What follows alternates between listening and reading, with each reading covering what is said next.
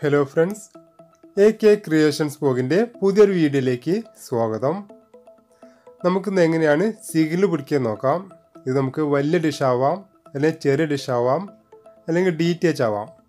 ഏതായാലും നമുക്ക് സിഗ്നൽ പിടിക്കുന്നത് എങ്ങനെയാണെന്ന് മനസ്സിലാക്കാം. സിഗ്നൽ പിടിക്കാൻ നമുക്ക് അത്യാവശ്യം വേണ്ടത് ഒരു ഡിഷ് ആൻഡ് വേണം. അത് നിങ്ങൾക്ക് ചെറിയ ഡിഷ് ആവാം, അല്ലെങ്കിൽ വലിയ ഡിഷ് ആവാം. പിന്നെ നമുക്ക് കുറച്ച് വയറ് വേണം, പിന്നെ LNB വേണം. K ബാൻഡ് LNB അല്ലെങ്കിൽ C ബാൻഡ് LNB, അതായത് ചെറിയ LNB അല്ലെങ്കിൽ വലിയ LNB. പിന്നെ നമുക്കൊരു സെറ്റ് ബോക്സ് വേണം. നിങ്ങൾക്ക് സിഗ്നൽ പിടിക്കാൻ ഒരു സാറ്റലൈറ്റ് മീറ്റർ ഉപയോഗിക്കണമെങ്കിൽ അങ്ങനെ ഉപയോഗിക്കാം, അല്ലെങ്കിൽ റിസീവർ ഉപയോഗിച്ചും സിഗ്നൽ പിടിക്കാം. റിസീവർ ഒരു MPEG 4S ഫോർമാറ്റിലത് ഉപയോഗിക്കുക. പിന്നെ നമുക്ക് LNBയുടെ സ്ക്യൂ മനസ്സിലാക്കണം, അതായത് LNBയുടെ പൊസിഷൻ എങ്ങനെ വെക്കേണ്ടത് മനസ്സിലാക്കണം. പിന്നെ നമുക്ക് ഏത് ഭാഗത്ത് നിന്നാണ് നമ്മൾ ട്രാക്ക് ചെയ്യാൻ ഉപയോഗിക്കുന്ന സാറ്റലൈറ്റ് സിഗ്നൽ വരുന്നത് മനസ്സിലാക്കണം. പിന്നെ നമുക്ക് സാറ്റലൈറ്റ് ട്രാക്ക് ചെയ്യാൻ സ്ട്രോങ് ഫ്രീക്വൻസി വേണം. പെട്ടെന്ന് സിഗ്നൽ പിടിക്കാൻ പറ്റുന്നൊരു സ്ട്രോങ് ഫ്രീക്വൻസി വേണം. പിന്നെ നമുക്ക് സെറ്റ് ബോക്സിൻ്റെ സെറ്റിങ്സ് ശരിയാക്കണം. ഇത്രയും കാര്യങ്ങൾ ചെയ്ത് കഴിഞ്ഞാൽ തന്നെ നമുക്ക് ഏത് സാറ്റലൈറ്റിൻ്റെയും സിഗ്നൽ വളരെ എളുപ്പത്തിൽ പിടിക്കാൻ സാധിക്കും.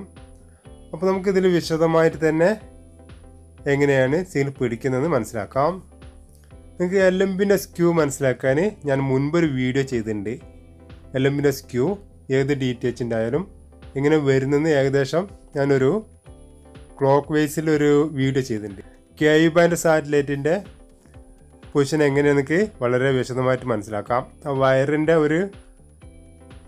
ആ ഒരു പൊസിഷനാണ് കാണിക്കുന്നത്. ആ വയറിൻ്റെ ലൈൻ നമുക്കൊരു പെൻഡുലമായിട്ട് കണക്കാക്കിയിട്ട് വരുമ്പോഴാണ് DTH അല്ലെങ്കിൽ ടാറ്റ സ്കൈ അതുപോലെ K ബാൻഡ് സാറ്റലൈറ്റ് ട്രാക്ക് ചെയ്യുമ്പോൾ വയർ വരുന്നത് വിശദമായിട്ട് കൊടുത്തിട്ടുണ്ട്.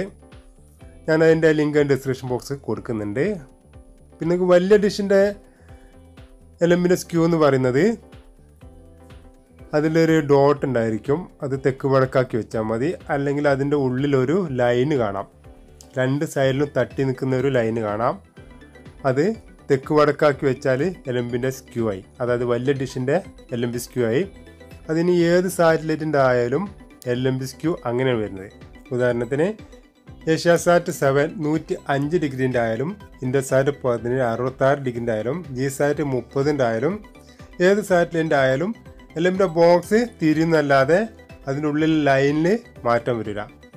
അപ്പോൾ ഉള്ളിലത്തെ ലൈന്, അതായത് LNBൻ്റെ ഉള്ളിൽ ഒരു ലൈനുണ്ട്, അത് നിങ്ങൾ തെക്ക് വടക്കാക്കി വെച്ചാൽ തന്നെ LNBൻ്റെ സ്ക്യൂ ആയി. പിന്നെ ചെയ്യാനുള്ളത് ഇത്തിരി ഉയർത്താനോ താഴ്ത്താനോ മാത്രമേ ഉണ്ടായിരിക്കുള്ളൂ.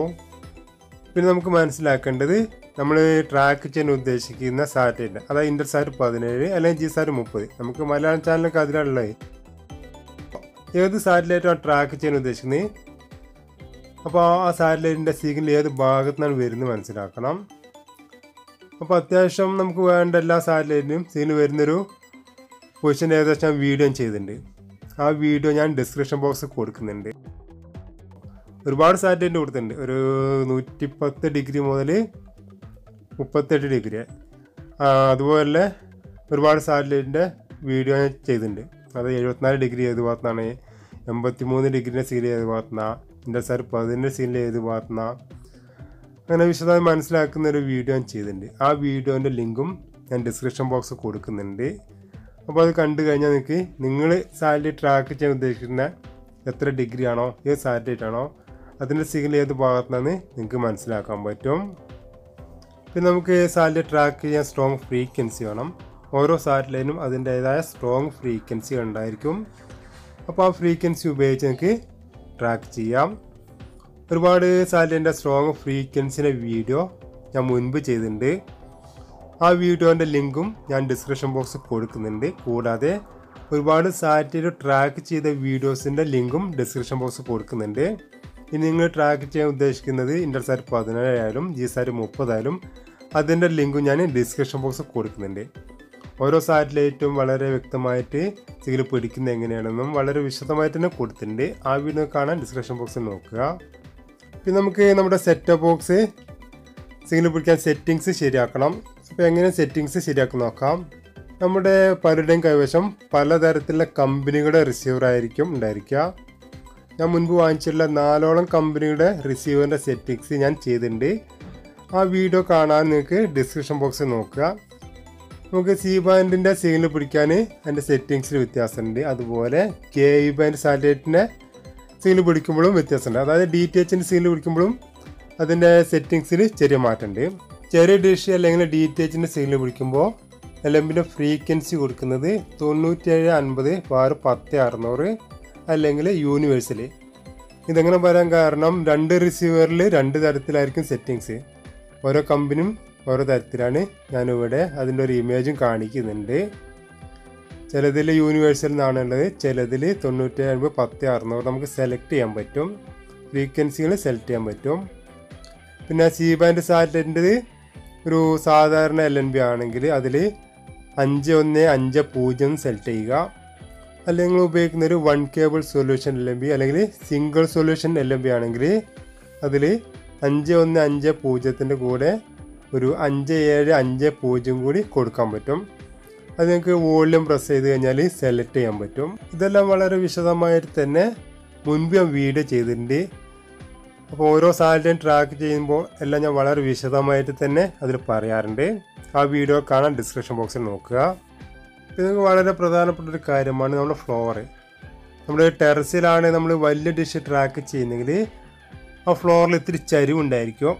അതായത് മഴക്കാലങ്ങളിൽ വെള്ളം ഒഴുകി പോകാൻ വേണ്ടി ഇത്തിരി ചരിവ് കൊടുത്തിട്ടുണ്ടായിരിക്കും.